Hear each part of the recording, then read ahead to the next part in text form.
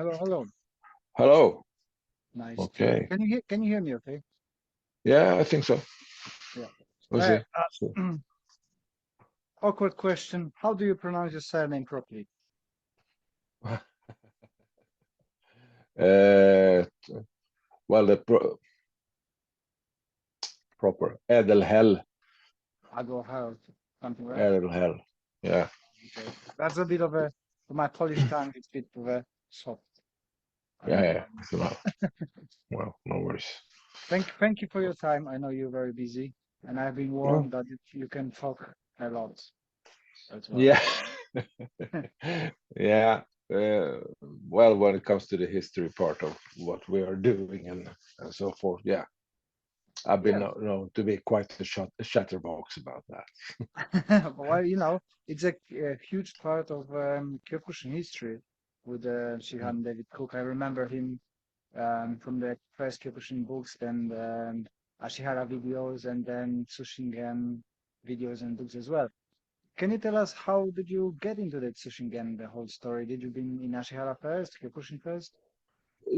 Well, I started when I was a kid as a wrestler first, and I turned into Oh, judo, and then I went to karate first, Wado then to Kyokushin, stopped for a couple of years, back to Kyokushin, and the dojo I was part of um, changed to Ashihara and the Cook over pretty much overnight. okay. So we left Kyokushin organization, the Swedish Kyokushin, the whole dojo, and went in under Ashihara and Soke Cook, Shihan Cook then. And this was early 90s. Hmm. And at the big summer camp in 95, uh, Soke Cook, together with Hashi Dave Yonkers, who now runs the Aiko Ashihara, Hmm. and Jon Blooming, decided, well, let's make an all-round system. And and I was living in Uppsala at the same time as Soke Cook at that point. And since I had the wrestling and judo background, uh, uh, but I was a Q grade back then. But he still let me train and pick my brain of whatever I knew about throwing techniques and stuff like that. So that's pretty much how I got into that. So I was a part of the Ashihara then, and when they started to develop the TSG first system, I was a part of the core, so to speak, together with a bunch of people. Dave Jokers was, and Hanshi Mark House from Scotland was a part of that team as well, and a bunch of other people.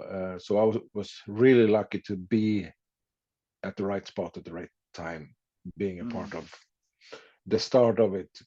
And so we pretty much were at the place where a lot of people that have been doing traditional karate are now trying to, because I know you're involved with the along with the bunkai thinking and bunkai oil, and and that's where we were back then, trying to figure out, well, how should it look to actually works? How do you get in throwing people with traditional throws, Yeah. judo throws and stuff, without getting punched in the face? Because that's always been the hard part for karate people Yeah. when it gets to doing throwing technique, because we are pretty awkward because we don't really understand. Well, karate is not really built for the transition from stand-up fighting to throwing and grappling. Hmm. So I think that was the one of the big challenges at the beginning, to figure out how do we do throws without getting punched out first. Yeah. And Have you trained actually with the Kancho Hideyuki Ashihara? Did you have the no, pleasure to meet him? no, I never had that opportunity. Neither uh, did I. because uh, when Cook started to work with Hideyuki Ashihara in the 1997, I think it was. Yeah, it was something over there. Yeah, some and created a European Ashihara organization and running together with still with Ashihara, but I think the split between them was a year before the dojo I was at joined. So when we got on board, the split was already done with Hideyuki Ashihara. Sorry to say, I would have loved to meet him because, as I understand, he was quite an impressive person. Yeah, yeah, same Um, for me. And I've been raised on his DVDs and stuff. My yeah, my yeah, my teacher was highly influenced through Ashihara. So yeah. It was the same for us because we studied a lot. Even if we had left, we well we were watching a lot, and our biggest role model when we started doing the Ashihara was Yoko Ninomiya. yeah, yeah, And his by far he was the we wanted to do that stuff that he with that yeah, because he have a fluidity of doing stuff that just blew us away because well we came from more tradition. I started off with Baduri, did a little Shotokan and then the Kyokushin and working very angular, and all of a uh-huh. sudden we see this guy doing all this powerful stuff that we know how to do, but in a flow that we never seen before, and we go, wow, we Yeah. want to do this. So, Yeah, so he definitely stand out on all the videos and competition and stuff with yeah, his yeah, yeah. technique. Yeah, But because I nearly trained with Joko Ninomiya, but it was a UK seminar, and unfortunately, he was sent back to States. There was some misunderstanding on the airport, and I was like, "Now I'm here," and yeah, unfortunately, didn't train with him, but been training with Gary Chamberlain, rest in peace. So, yeah, yeah. But actually, the guy who was my senpai at the club that changed to Ashihara later, we had pretty much we had a split within our own organization about 2 years after we formed the TSG. And one of the guys, he was my senpai at my first dojo, went to Enshin mhm, Karate and is still a student and sensei under Yoko Ninomiya. mhm. So I think it's the only dojo in Sweden that runs Enshin. Might be one more or so, but that I don't know about. But Yeah, ancient in Europe is not very strong. There's two no, dojos in Poland, and actually Ashihara in Poland is not very well represented either. no, but you have both branches of Ashihara is in Poland, isn't it? I But it's both Nico the Japanese and Aiko. yeah, and Uh, I think they both under the same guy Dariusz Wiśniewski. I think oh yeah, he still had a if you're both. running the Yeah, both organ. yeah, I think so. Okay, okay. At least that's what I remember when I've been in Poland. I'm not there for Uh, 17 years, so but we took the part in the competitions.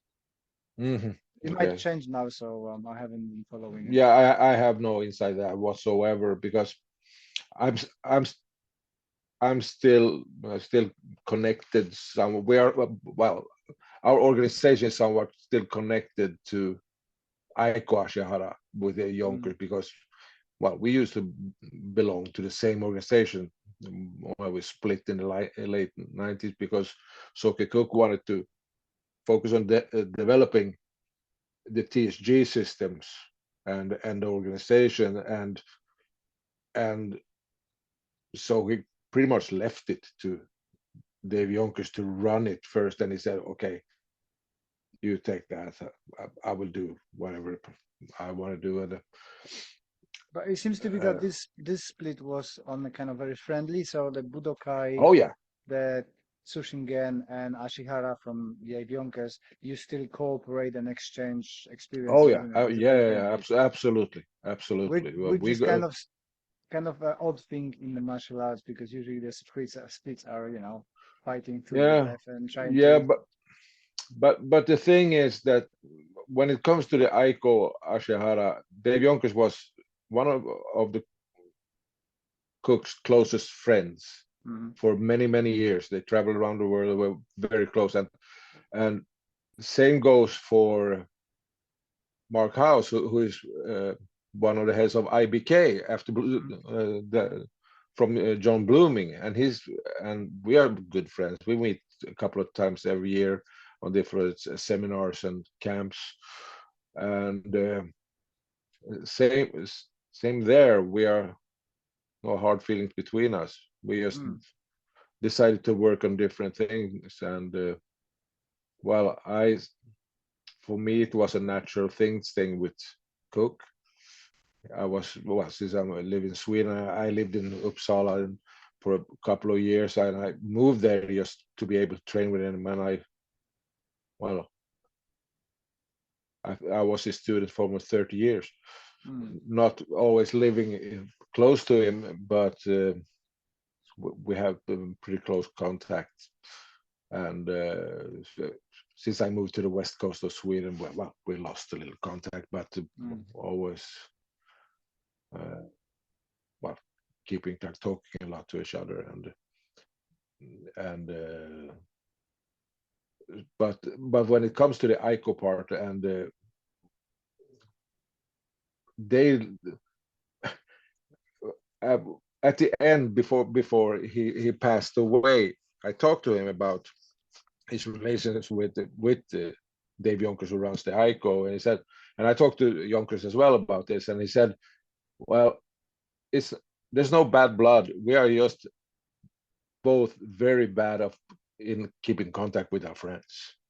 We are so busy. We are so busy doing other things. So there's no hard feelings. It's just that we are not very good at keeping in touch, because I know they are very close. And when Soke passed, Jonkers was the first one I called. I got on the phone and to give him the news about it. So we feel that we are almost like family. We are, of course, we are two different organizations running our own things, but at the same time, we're trying to cooperate and help each other out, participate in camps and whatever support we can give. And of course, there's an attachment because of our common history. So how was Shihan Cook as a teacher? Well, it depends on what era we are talking about. Take us through it.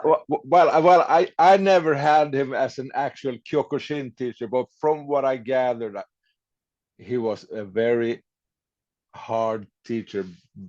It's very demanding, and he was a demanding person when it came to the technical side of things, because he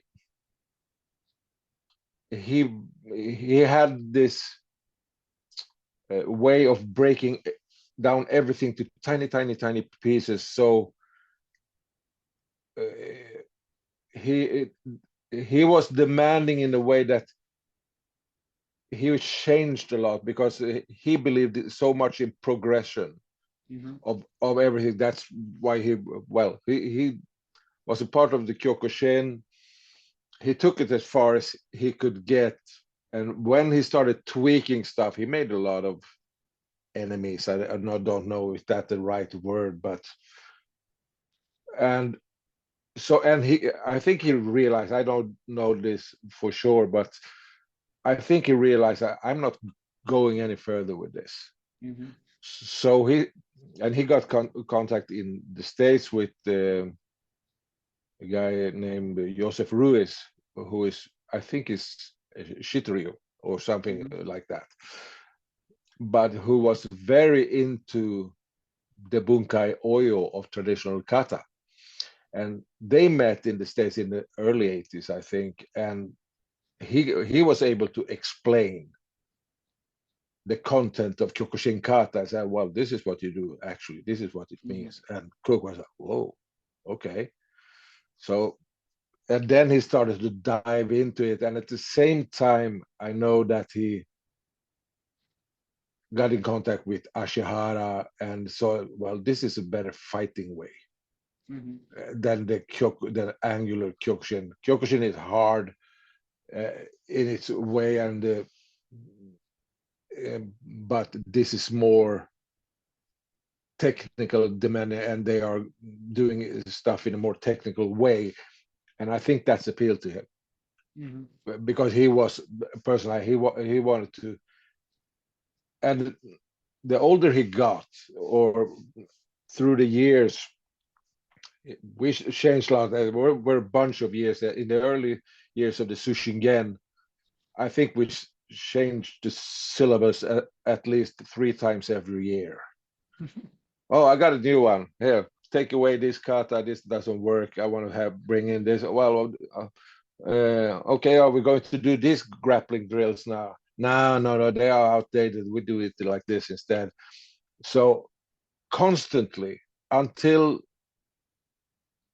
the end, he was tweaking, thinking, changing stuff. I said, well, this is not working. Okay, we keep these techniques because, okay, they are not the most functional techniques there is, but if you train them, it will give you something else. Uh, for example, Ushiro Mobashigiri, Hmm. beautiful technique, totally worthless in fighting unless you are, except for a few. If you are Yeah. Leslie Kurbanov, yeah, works pretty well for him. Yeah.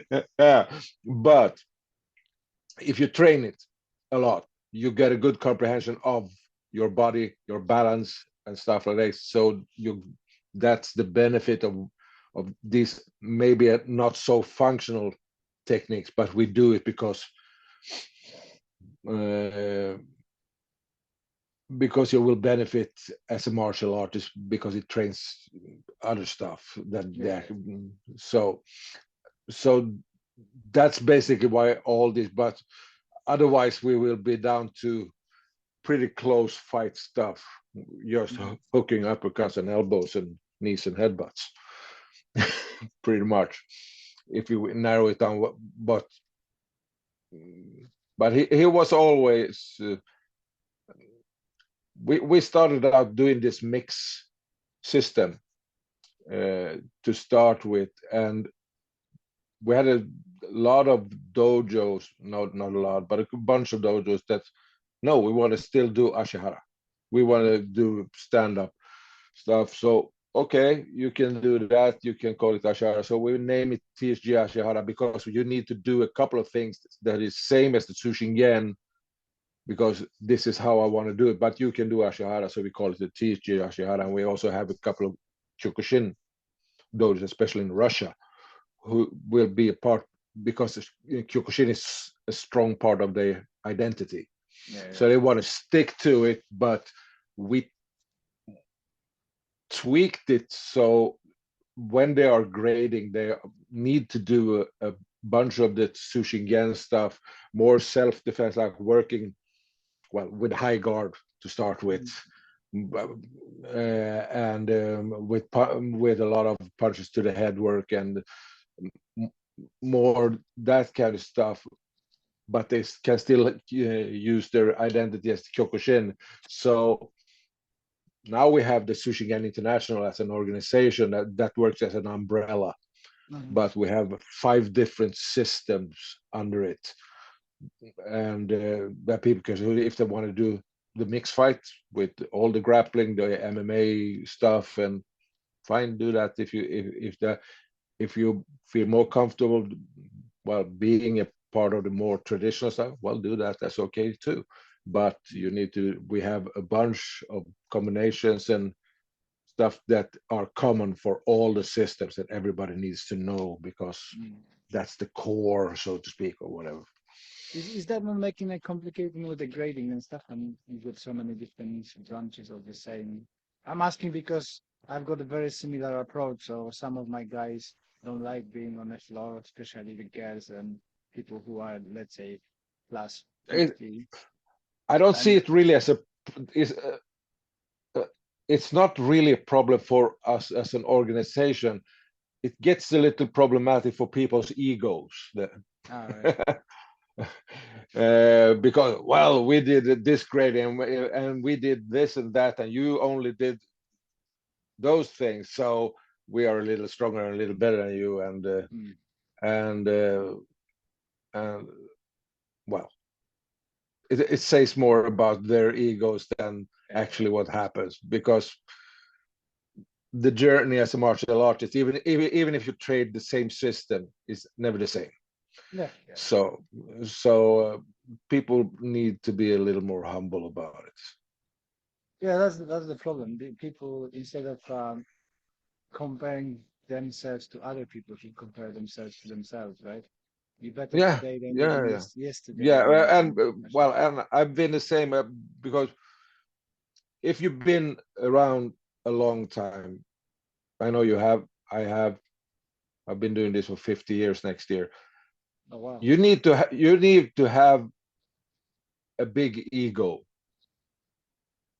no doubt. Um, People that been doing it for long, that been a part of organization and getting higher grades and calling themselves Shihans, Hanshis, Kanshis, whatever, to stick to this, what we do, and the competition, and to enjoy what we actually do, you need to have a big ego. You cannot be a people pleaser all the time. Mm. So of course we have an ego, but once you realize that, yeah, my ego might be a little big sometimes, but I recognize that part in myself, so I can work with it. The problem is when people are on their way up, when they are, especially when you are training for competition, you are on the top of your game. Mm. Then you need to have a big ego. You cannot do it otherwise. Mm. You cannot compete on a higher level without having a big ego. Impossible. Mhm. It hurts too much. And so you need to be able to convince yourself, I'm good at this, I'm going to the top. Yeah. That's a part of it. And if you want to train any system that is based on full contact, it hurts.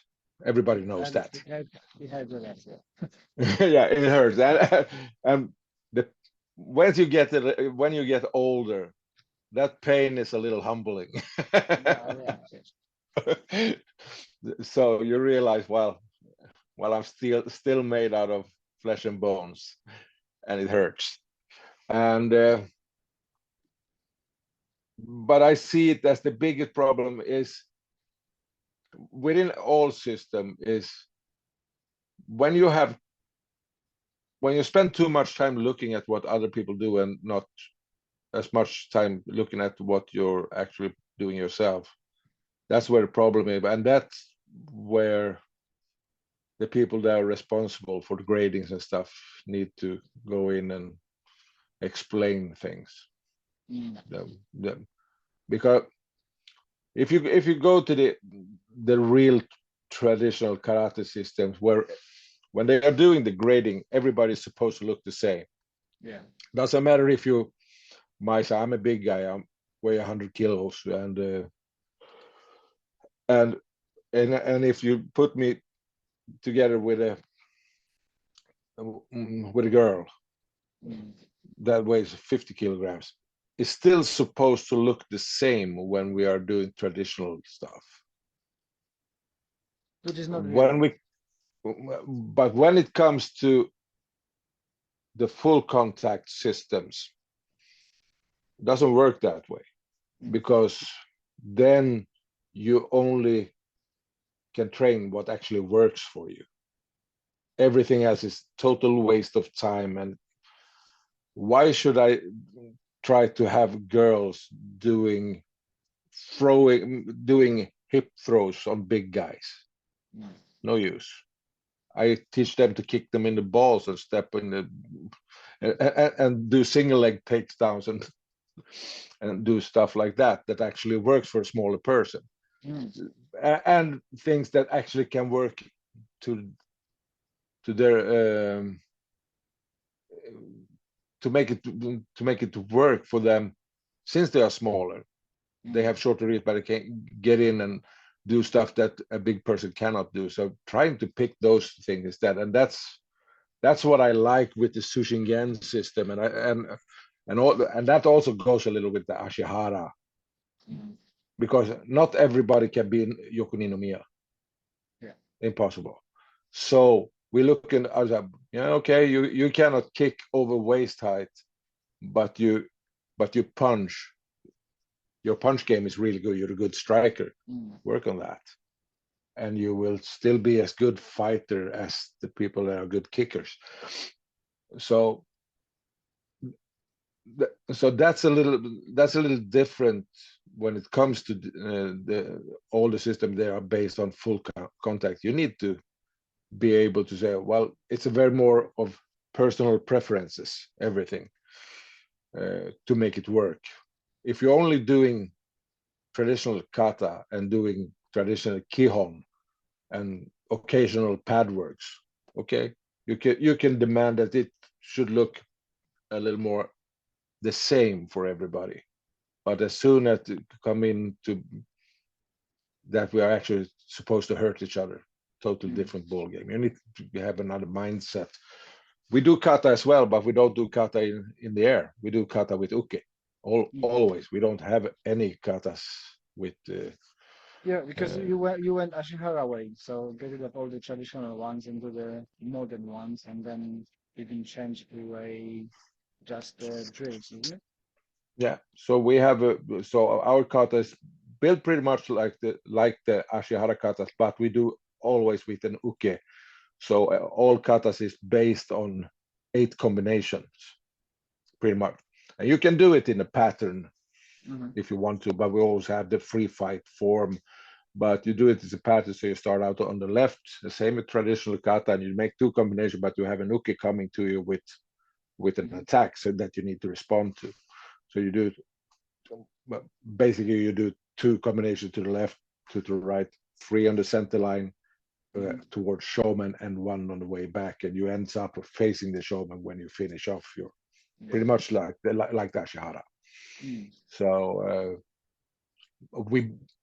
so the TSG katas is built pretty much the same way, and then we also have it's not really kata. Well, it's kata if you take the word kata and just translate it to pattern. We have it in grappling drills as well, where you do the floor work kata kind of. Yeah, I had the experience of Tsu Shin Gen in Poland with the joint seminar with I don't know if he still is in Tsu Shin Gen, but Emil what's his name? Emil. I know his last name. No, he's not with us anymore. He went into the Brazilian Jiu-Jitsu kind of thing. Yeah. So he was, I think he was just fresh joining with you, and yeah, we had the joint seminar, so I've been familiar with the fields, and it makes sense, and I liked it. Yeah. Well, yeah. So try to. So we had it that we needed to decide. Me personally, the dojo I run, we do the stand-up stuff. I don't do much grappling anymore. I was a part starting it all, but I don't do it anymore. But it's more because of me, not that I don't like it, I don't think it worked, but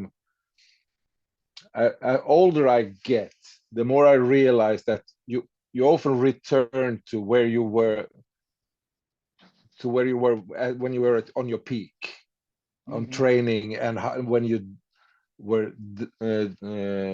developing your personal style. And I was at my peak during the years when I did Ashihara and we started building the Tsu Shin Gen. So that's where I'm returning to, because it's easy for me, and my body doesn't hold up for doing a lot of throwing techniques anymore. I can do it for a while, but I wouldn't like to do it on not on a daily basis. You always pay for it. Yeah. So so I'm kind of returning to where we were at the beginning. I'm trying to keep throwing techniques and grappling techniques,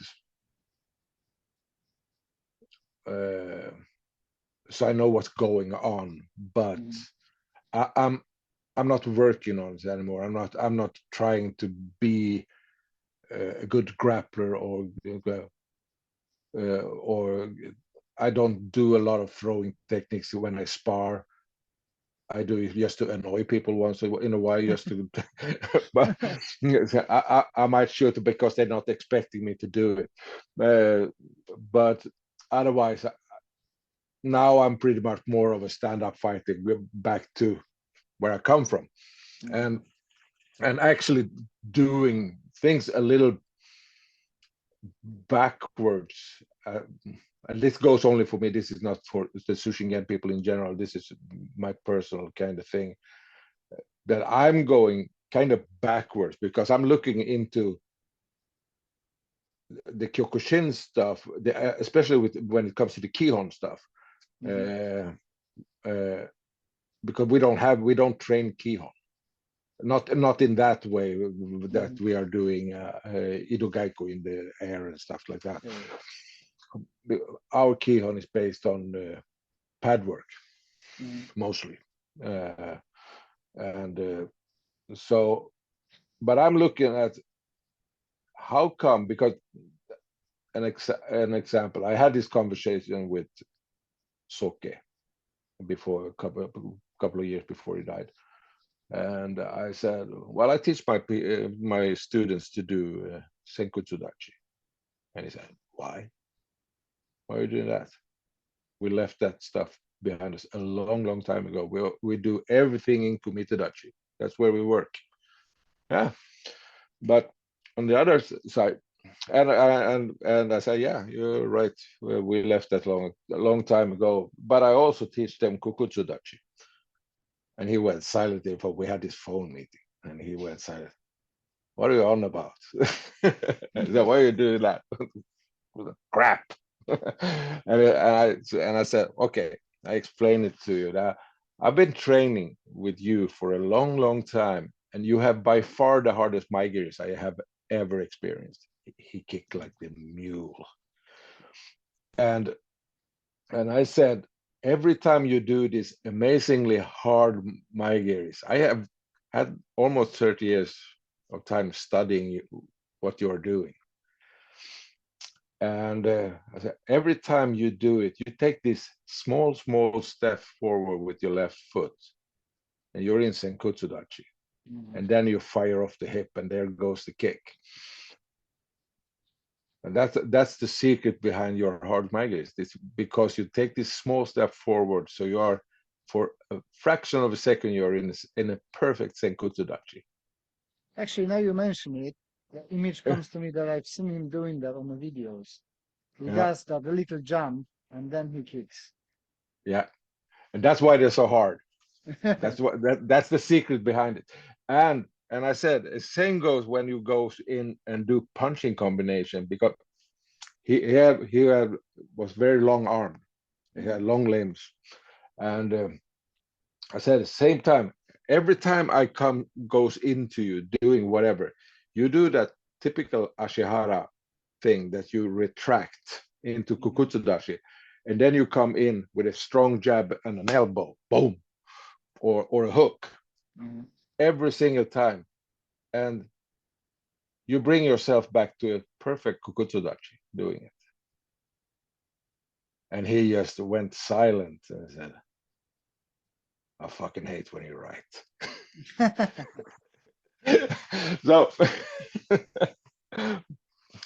so I'm looking a little at the Kihon, because since we don't explain things like that, but I like to look at where I come from and how come we work like this. Well, because you always have to make what do you call it?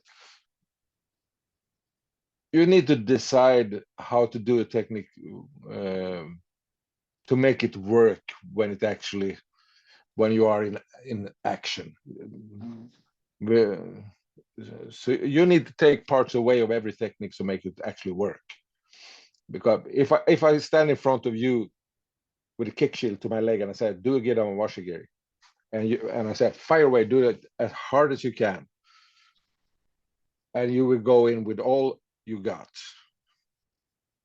and I say, okay, do it again, and you fire away, and then I start moving, and I said, do it again, and I'm moving around, and you're trying to find that balance within attacking and fire. There's no way that you can reach even 70% of the first kick. There's Yeah. no way. So you need to level out, and that goes for all techniques. You need to find a way. How can I, within the stuff, the way we do it, make the most out of every technique without putting myself in too much danger. Mhm. So he spent a lot of time working like that. This because yeah, we can do it hard, but it will not work because you will be put in a bad spot if you fire away with all you got.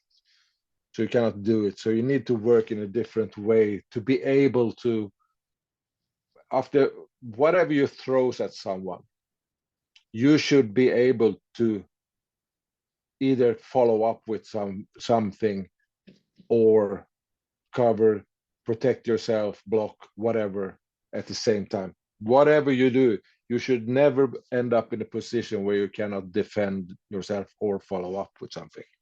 Mhm. Never. That was one of his main things. Don't put yourself in awkward positions. So Makes sense. it makes sense. And especially when you go into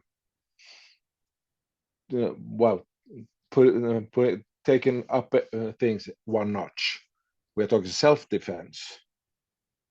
Then you cannot take any risk because Mm. that's when it all, in my point of view, and I know he thought in a similar way. Self-defense is always about gaining time to get away. Yeah. That's what it's all about. Get how do I, as effective as possible, get those extra seconds to get myself into safety. Mm. That's what it's all about. And then you need to be very aware of what actually works and not. Mm. I think we had this conversation on Facebook a couple of years ago. It was a bunch of people from different systems and styles having this. Okay, if you can take two techniques into a real fight, what would you use? And people were coming up with all kinds because they have their personal preference. I'll bring in a Yoda and Yakoski and I punch the shit out of it. And people were typing all kind of stuff. Uh, and I was talking to a guy. I don't remember who it was.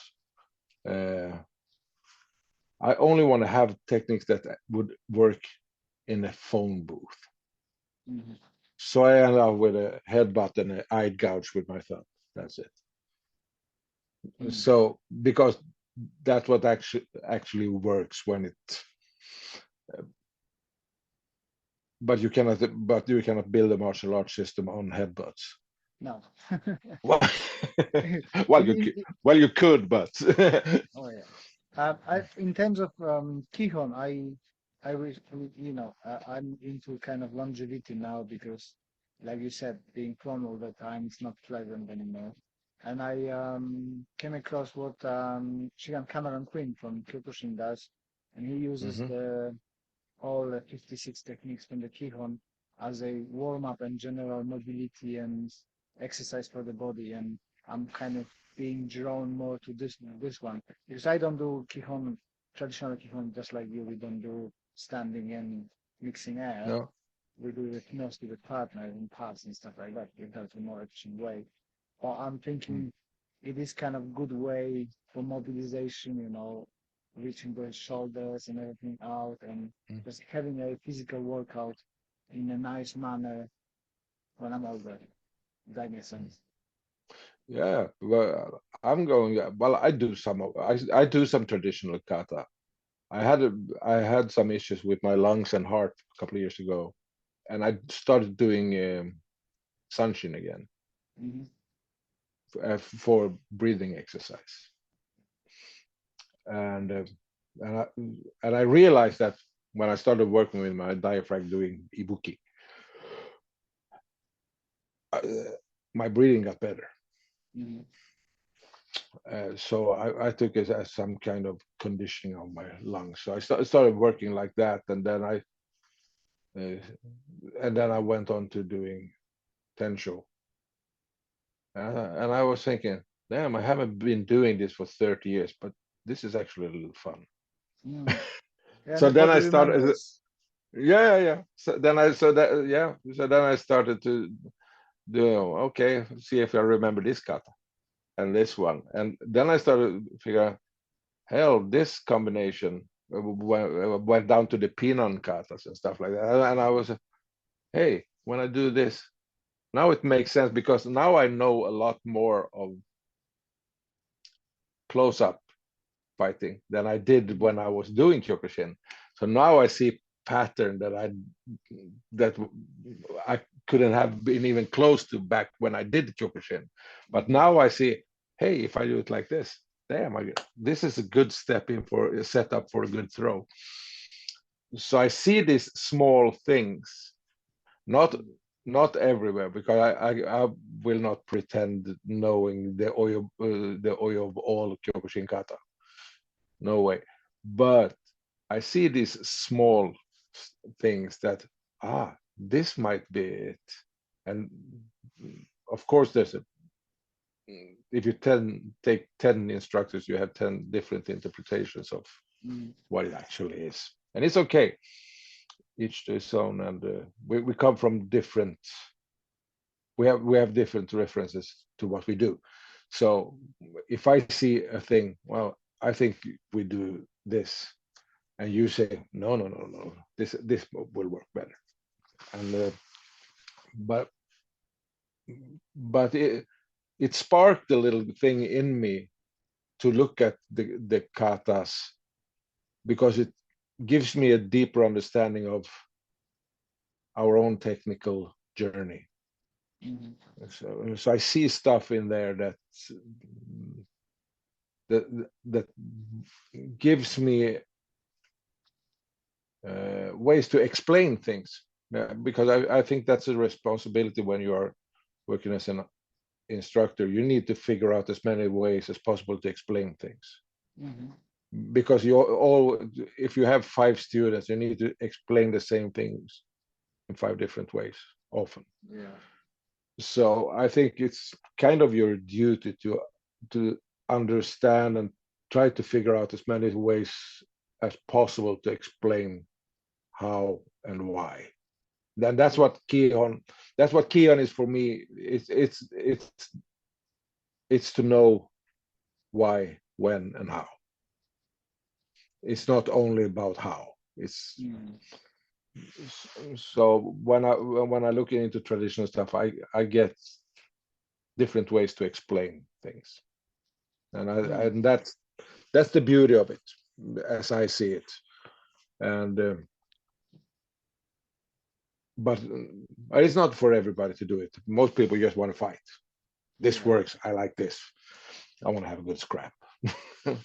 Okay, People are funny. I that's. just literally when I get before I start talking to you, I posted a picture of me doing karate but having the boxing gloves, and I Mhm. got a comment like, "Oh, that's not karate. You got boxing gloves." Well, how do you want to spar safely? You know. Okay. Well, you need to be able to work with everything. I would like to see that person try pressure testing without proper gear. That would be short and intense. I Yeah. don't know if Yeah. you, I don't know if you do it, but we do it sometimes, and I think it's a good. You need to have a little reality check on your Oh, well, abilities we, once we, in a while. we we do sparring now on every session. It's not like full contact, but we go Yeah. every week light contact, and from time to time we get in different forms, and you Mm. have to test it. If not, you're living in a fantasy. Mm. Yeah, Which, yeah, you need to be put under pressure just to see if oh yeah, well, that's why does it work. I think that I think the especially for younger people, the competition is essential part of growing. You go and test it, that's the closest you can get. And now you get so many different formats. You can do from bare knuckle Kyokushin to MMA stuff, boxing, you can go Absolutely. whenever and just try yourself. Yeah, yeah. And well, as I, and well, a full contact fighting in the on a competition level is not for everybody. No. It- it's well, if you get 10 students that sticks to training, maybe one or two will actually do it, and most people are not cut for it. Yeah, I can tell you because I never been. I Oh, always have a problem up the head to push myself to achieve higher stuff, because I've been suffering with a oh. low self-esteem, and I won one fight, and my brain is like, "We're happy now. We won. You don't need to try anymore. It's done." Yeah, yeah. No, I never been a competition. I used to do some competition when was it judo, and I did some knockdown competitions as well. And I went to the States for a while, worked and did some Thai boxing and kickboxing with European kickboxing stuff like that. But I never been really into the competition circuit. Just no, it was not for me. I've been way too busy doing other stuff because you really need to be devoted to it for a longer period of time to actually make it work, especially when it comes to full contact stuff. Although So I have to say now I enjoy going to competition. I think I developed now the better mindset. So, yeah, last year I figured competition, we done it very well with my students. I really enjoyed it, but completely different mental setup after yeah, 40 than 20. yeah, So yeah, it was a good experience. yeah. I've, well, and I would love to do it, but think my I don't think my doctor would like it. But, Would definitely. speaking of things like that, we all got that 20-year-old inside who says, yes, you can do it. Go and do it. And then your 40, 60-year-old body says, no, we're not doing this. How did you No, come to no. terms? How did you come to terms with dealing with the 20-year-old in the head? Was it difficult? Well, I'm not. I'm not saying that I'm winning all the time. Yeah. Well, that guy is still there uh, sometimes, but I don't know. I, once in a while, I get the feeling I would like to do it. I would like to do one more competition, but try to do a veteran kind of thing. But at the same time, uh, my body is quite broken Mm, from my joint is not that good anymore. And I have a lung and heart issue. mm, I'm fine. I can train pretty hard, but I need to be a little careful with what I'm doing. Uh, still enjoy uh, going at it, but I don't know if I should. I should not say never because that would be stupid. I may get the feeling. Well, okay, I will do one more competition, and mm. maybe I get to do it, but probably not. I'm. It's more likely that I would spend 2 years as a recluse training kata and doing kata competition. Mm. Well, I took part in kata competition as well, and I really, really enjoy them. There's something to it, competing against other people with Wow. anything. Yeah, but it's kind of, I think it's kind of weird doing competition with kata. It's like competing with music. Yeah. Kind of a weird. It's kind of a weird thing because for me, doing kata is kind of a very personal thing. It's more like meditating Mm. in motion. It's a lot more like a meditation kind of thing for me. So it's more that kata is something that's going on more in my head than actually in what the motions I do. Is more what's going on in here while I'm doing it. And I think it would feel weird to try to bring it to a competition, because Okay. the kata is for me is so much of a mindset of for the motion I'm doing. And I know I think it would be weird. I think the experience of being judged on what's going on in my head would feel very strange. It's easier with fighting. You say, okay, I get punched out, I lost. Fine. Mm. No worries. It's easier. Mm. Speaking about the head, what's your take on did karate help you with them overcoming mental health issues or being I think supportive, or what's your I take? think I think it's brilliant. Mm. When what karate, martial arts, whatever, to train within the context of martial arts when you have mental issues, whatever they might be, how severe or whatever you want to call it, it is definitely beneficial. Mm. I can most definitely, uh, but it all comes down to what kind of instructor you have, of Yeah. course. Yeah. Because you need to have instructors that have a mindset that is uh, they need to be very aware of the differences and the difficulties of the person they are working with. Mm. So I think that everybody that have mental problems or whatever you should call it can benefit, but it's all about the instructor, the sensei. Mm. I think that's because if you have someone that have issues and they end up with the wrong sensei, that could be a very bad situation. Yeah, it can make it worse. Yeah.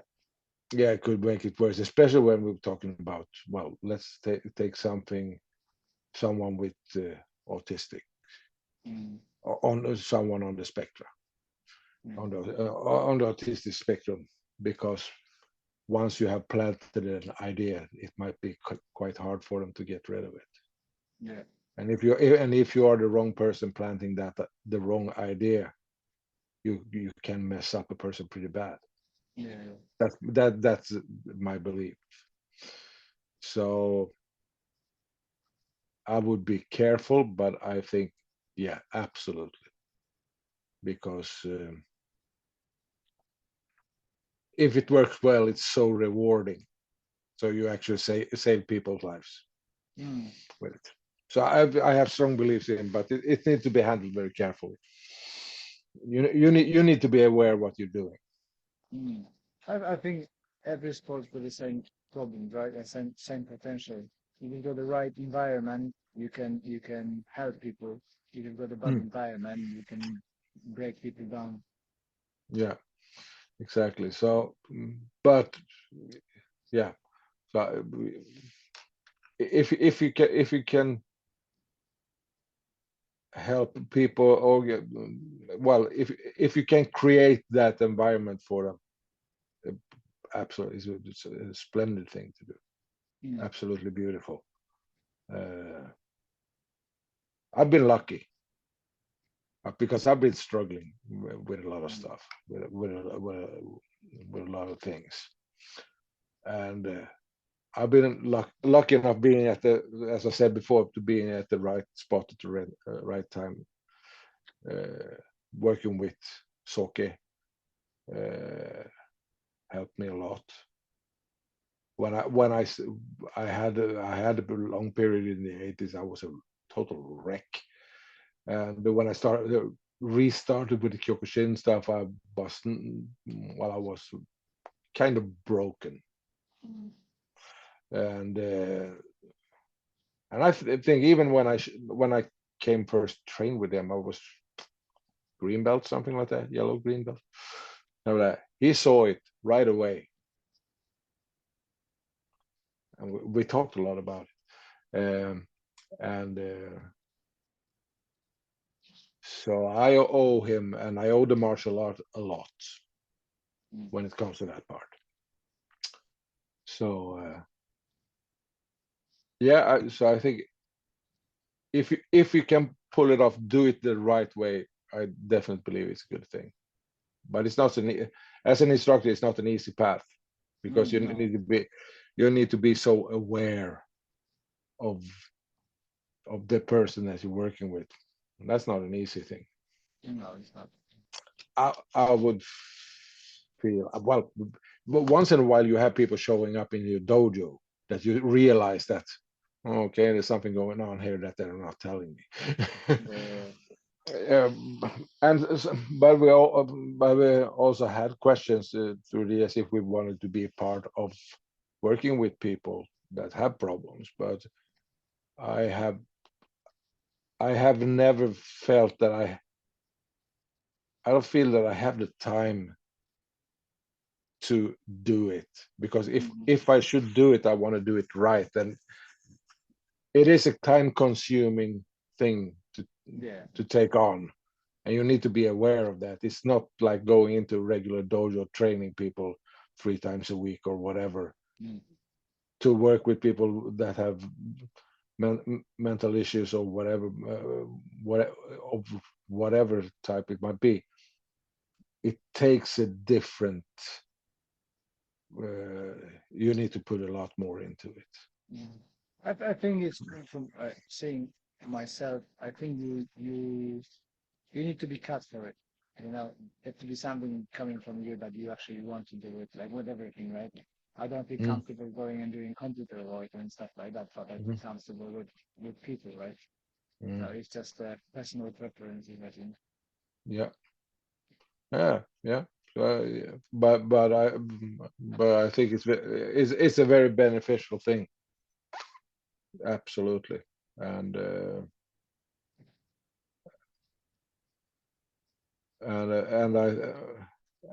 I think that there's a bunch of guys doing it. You're doing it, and you profiling yourself with that, and this guy in France that works a lot with that as well. Yes, I don't yeah. know.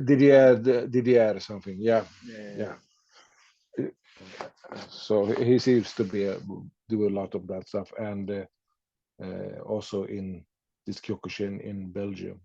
Yeah, with Kurt. Kurt. Uh, I met uh, Kurt in Germany. He's mm, doing. I think it's in. yeah. But going back to karate, in Scandinavian countries, Kyokushin is kind of more popular than the other styles. Is that am I right or? Yeah, I would say that while Kyokushin is for when it comes to the full contact side, yeah, definitely. I don't know how many of the organization we have in Sweden, but 5 or 6 of the big of the organizations are represented in Sweden, and then we have Shotokan, of course. Shotokan everywhere. You know, they are everywhere. Yeah, Shotokan is pretty big in Sweden, and then it's Kyokushin, and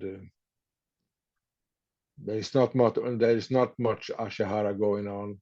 There's a couple of dojos, not many, but because Kyokushin have had a very strong grip on the competition side of thing, so I still have, but now it's getting a little easier because now there are different organizations that are running the competition. So now there are actually open competitions that we could go to too. And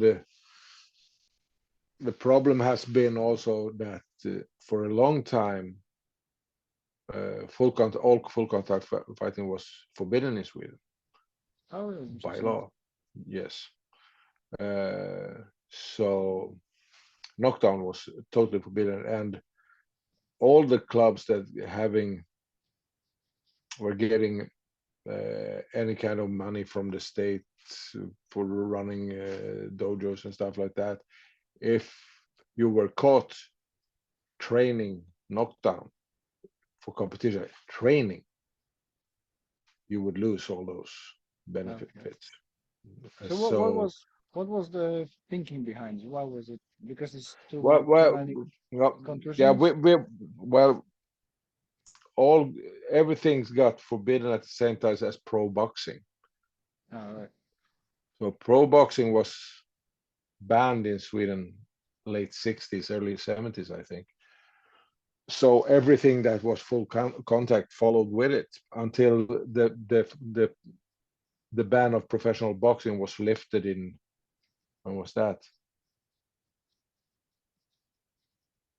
Well, around millennia, somewhere 20 years ago. So up until then, it was forbidden to. Was it because somebody died or something? Something happened, or it just? I don't know. I really don't know why it happened, but probably something about the health. So in the 90s, it got a little easier because we were starting to do what later became the MMA. It was a shoot fighting then, with full contact strike to the head, open palms, bare knuckle to the body, and stuff like that. So it was not really full contact. Of course it was, but it didn't look like it. Sucks because that doesn't have it. Yeah. And everybody who taken a proper shot to the head knows that.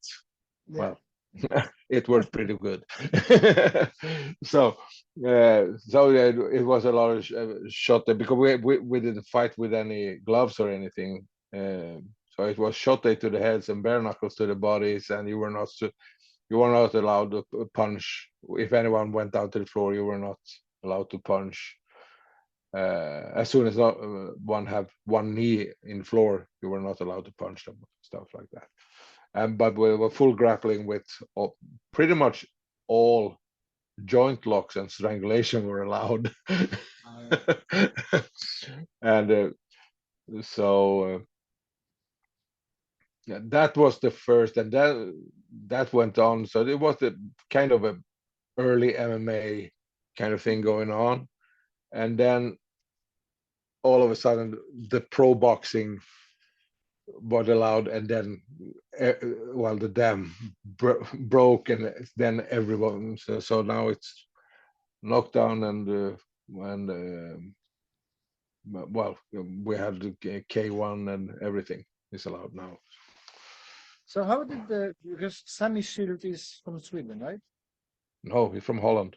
It's from Holland. I always associate him with the Ashihara kind of your way. Yeah, well, he was a part of our organization since he was Dave Jonker's student. He was a part of our organization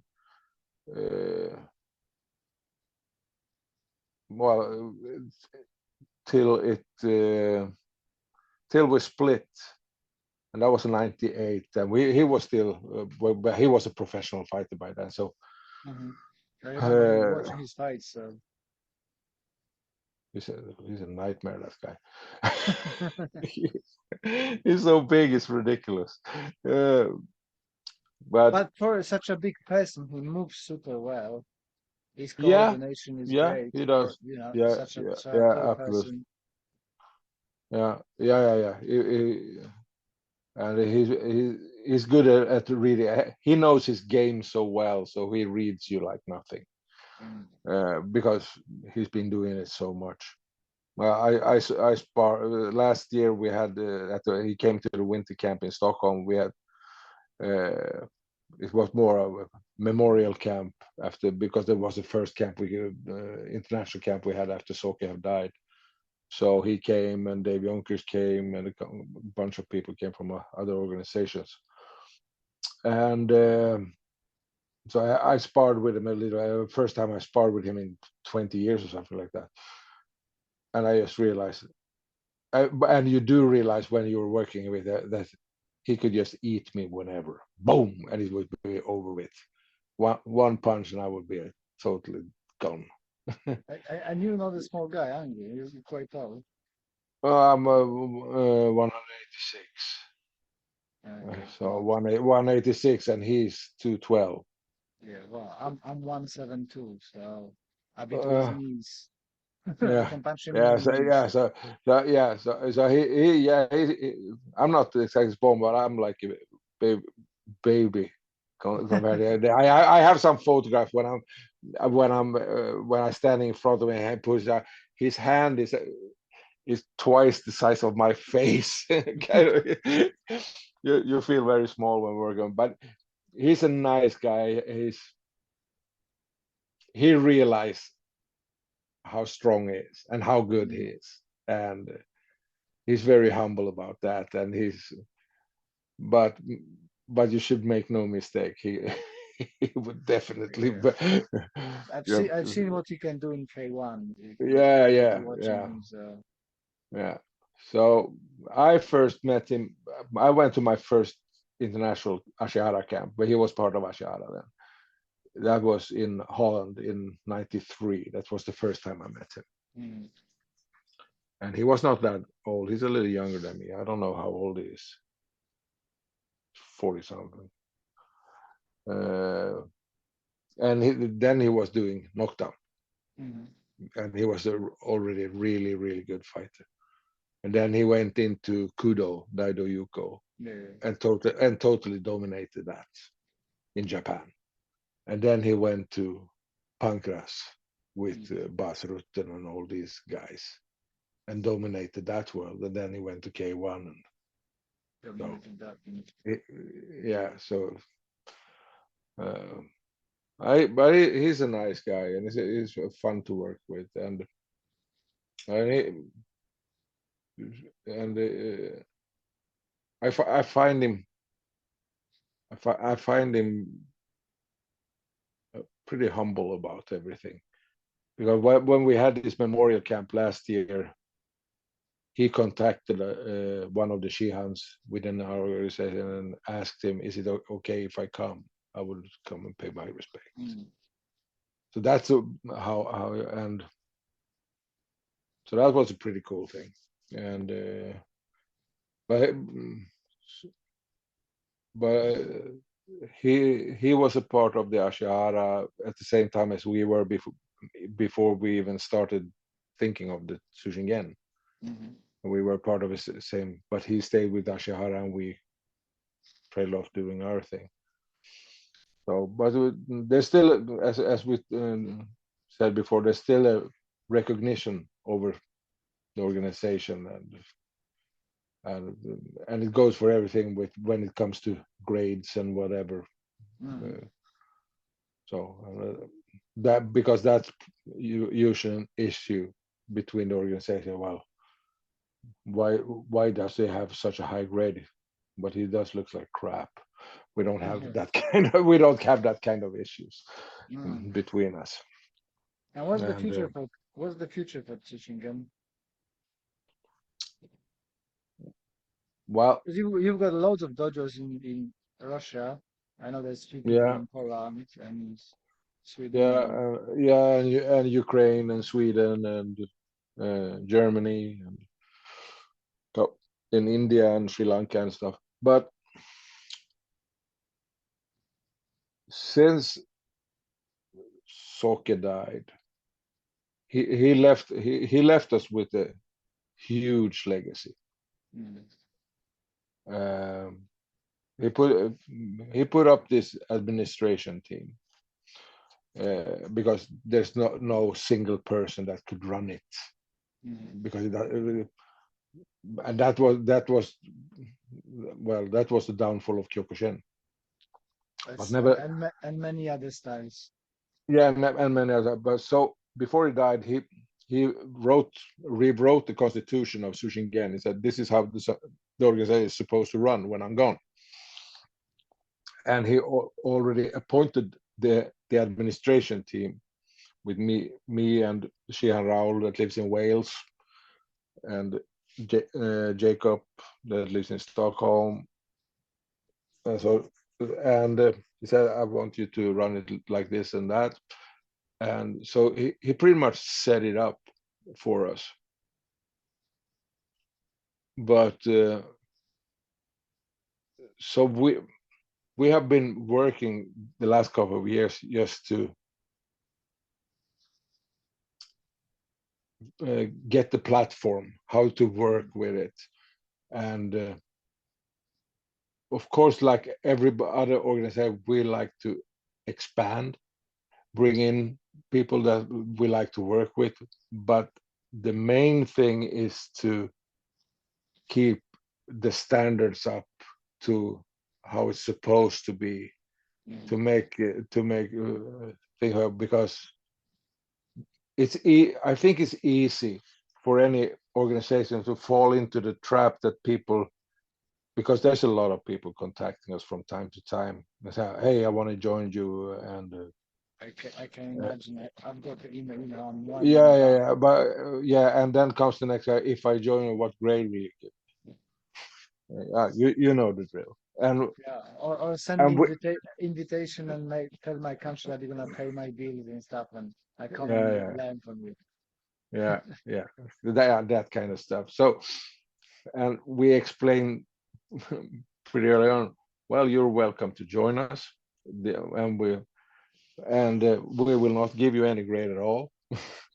And that, because you need to come to us and work with us and fly our colors and show that you want to be a part, and see and show us that you really want to do this.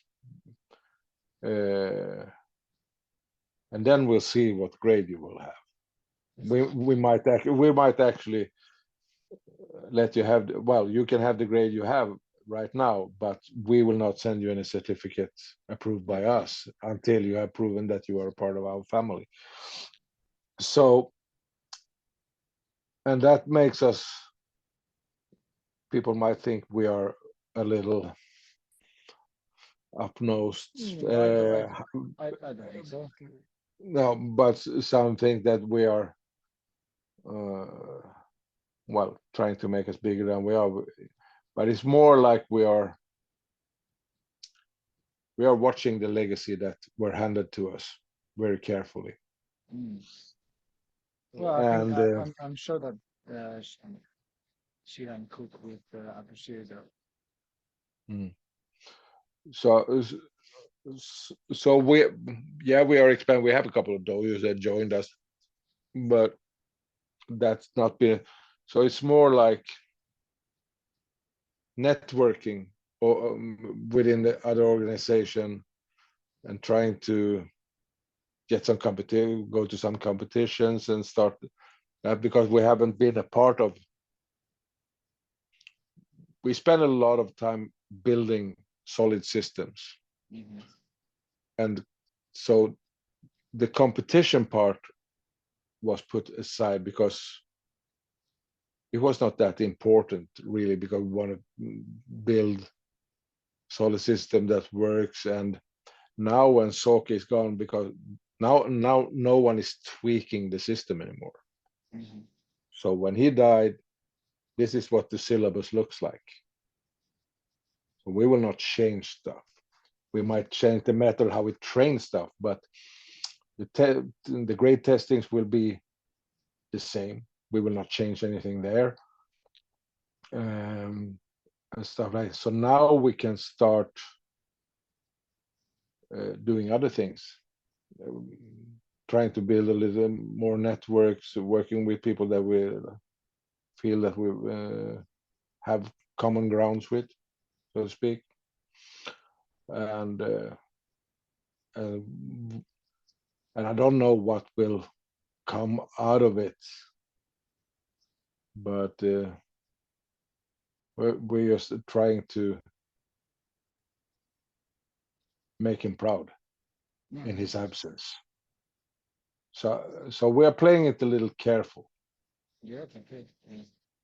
I think that's a very good strategy. You got any dodgers in UK? You said the In Wales. one in Wales. Yeah, that's Shihan Raul. He's the secretary of the administration team, so pretty much going on there. So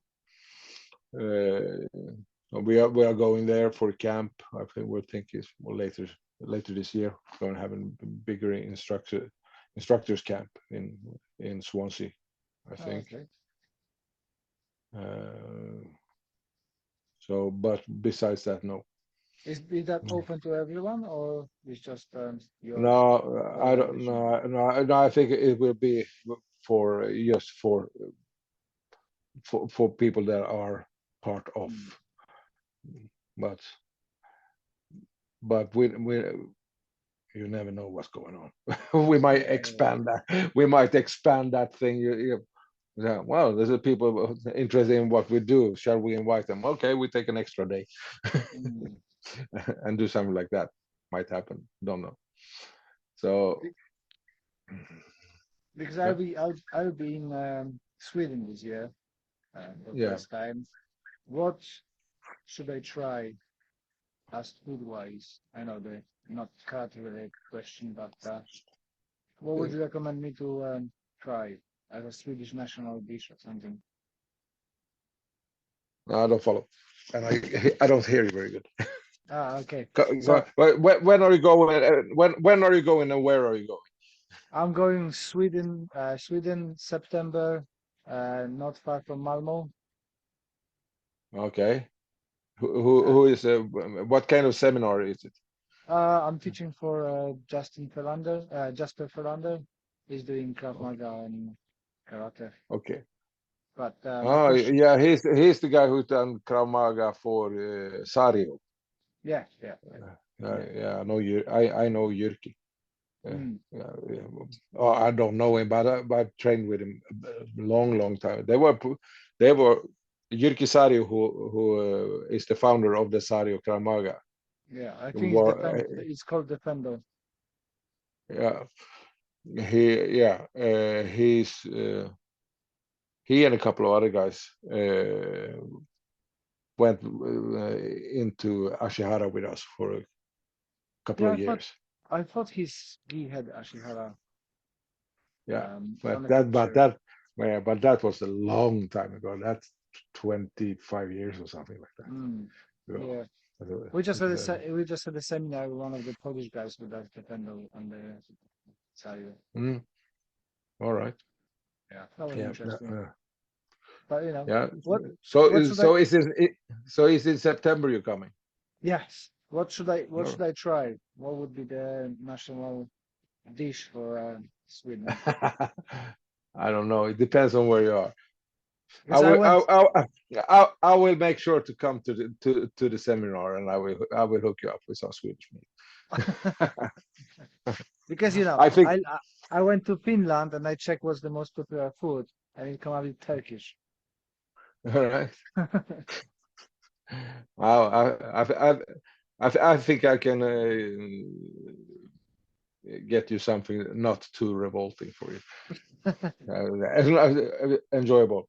I bet that Joe will follow if I come to the seminar.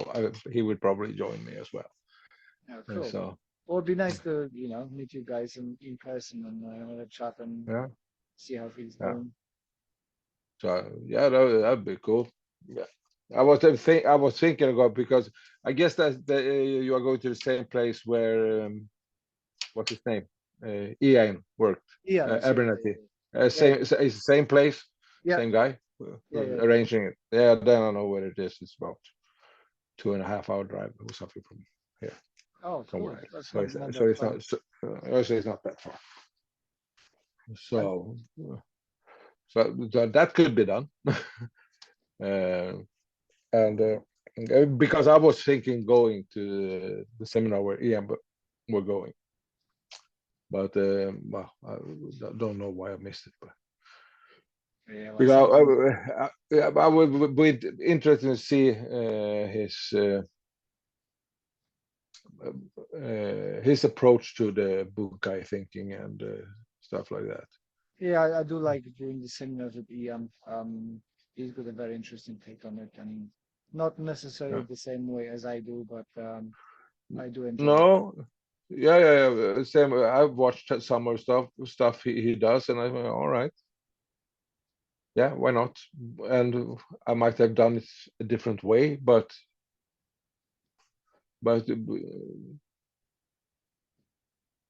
if you stop trying to learn things or getting other people's point of view, if you ignore that, then you're done for. Then you Mm. can stop. Then you can stop Yeah. because because if once you have that thing that well, I got it all down. I understand this and I have figured it all out. Then you can stop because then you have lost track of yourself because you cannot learn. You have put a break in your head that you cannot learn anything more. Then Yeah. then Oh, you but can stop. we see many of those people, especially with Oh, the big yeah. big They're bellies and all over white the place. belts. They're all over the place, and they think they have the solution for everything. And so, well, there might actually be different ways of Mm. doing the same thing, and we should, within whatever system, martial art, whatever,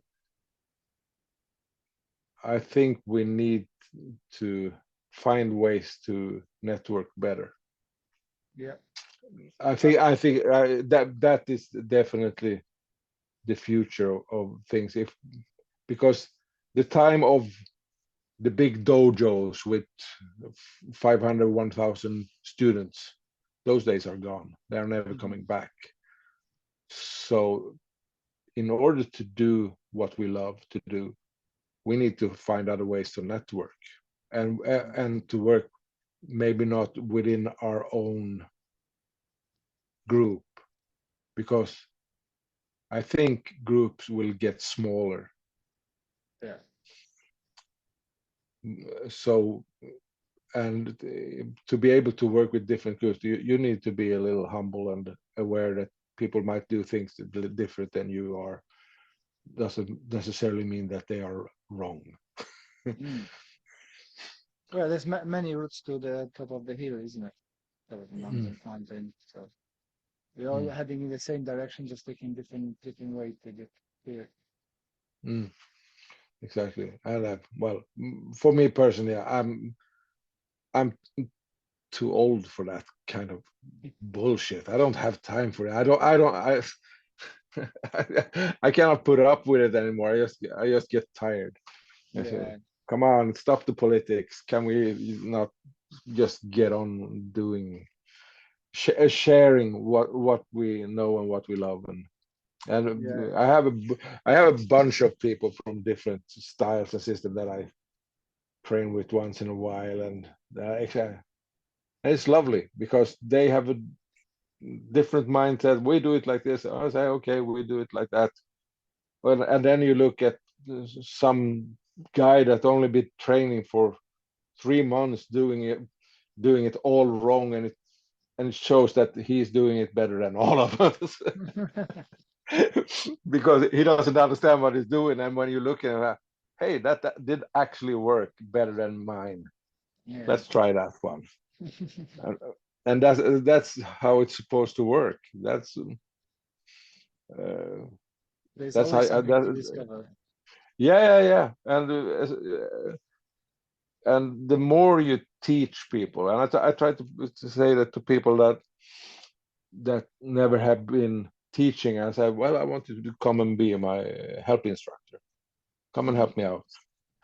Because once you start to teach people, you need to think on what you're actually doing. Break down stuff in your head. How am I doing this? And how am I supposed to explain what I'm doing?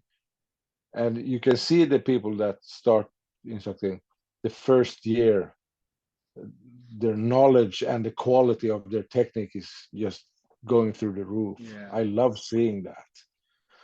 So, I like to put people on the spot, having them to teach a little, because they feel very awkward doing it the first time. But in a very short time, you see them grow so much just by having to explain the simplest things. And I think that's what it's all about. Pretty much. That's how you pass your knowledge. Show them how to do it, train with them, force them to teach someone else to do the same thing. And I think that's the best way of doing, being a teacher, being a sensei, being a Shihan or whatever. Yeah, I think that the truth is that if you cannot explain it to somebody else and teach it, you don't understand it fully what you're doing. Exactly. So and and it's not like everybody need to dive deep into, because that's not for everybody. If you take some of the best fighters there is, they necessarily don't be good teachers, and probably not being good teachers, because those people that are competing need to focus so much on their own techniques, and they work with their own technique in such a way so it only works for them. So they never need to explain why they're doing it. They are just tweaking every single thing to work for them, and it probably is not working for anybody else. Yeah, they're very specialized in what they do, and Yeah. So they are necessarily not the best instructors. So, and the teaching is a skill. That's not that's why not everybody can be a teacher in school. yeah. No, because you need to realize what's, well, as I said before, it's your duty as a teacher to figure out as many ways as possible to explain things, to get through. I think that's an important thing. So I think that's that. And where I'm going myself with it, don't know. I'm happy just being around, being a part of. That's the main thing for me. It's because I'm not going on any heroic quests myself. I'm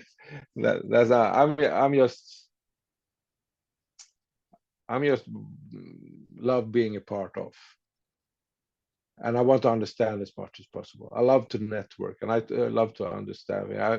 Like to I like to annoy people by doing things they don't expect me to do. Why the hell are you doing traditional karate? Well, because I think it comes something good out of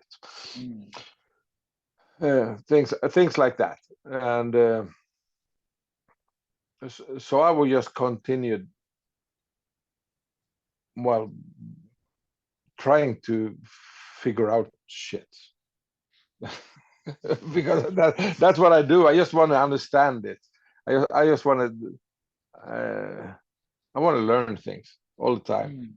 I even had it tattooed on my back in Japanese, Isho Shugyo. So it's on my back and means forever a student.